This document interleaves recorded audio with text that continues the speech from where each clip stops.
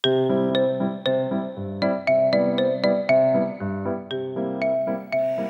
语文千万字，大家要和大家做伙来捌一字。咱讲台语台到市，讲话就爱讲透机。今仔日要甲大家小解这一字，咱做伙来看到，这字就是“齿”，齿一齿第一条。齿就是鱼仔用来喘气的呼吸器官，伫咧鱼仔头的两边，会当用来使水底酸素。咱讲鱼齿，就有一句俗语讲到“这鱼食水，饲会过”。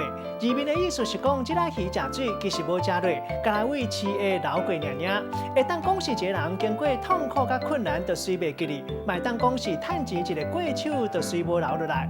带大家做伙来小解这两个词。头一个读做鱼齿，咱头前讲到，就是鱼仔用来喘气的呼吸器官。第二个呢是一句俗谚语，人讲抬鱼抬到市，讲话就爱讲透机。字面的意思是讲抬鱼仔、拍鱼篮、认北来仔和鱼齿拢爱清好清气，所以讲话嘛拢爱讲好清楚。嘛人讲做事爱做透机，代表讲做代志共款爱做好点定。咱用一句话来举例，甲这两个咧夹做伙。譬如讲俗语咧讲抬鱼抬到市，讲话讲透机。字面意思是讲话爱讲好清楚，亲像是抬鱼仔爱抬到鱼翅。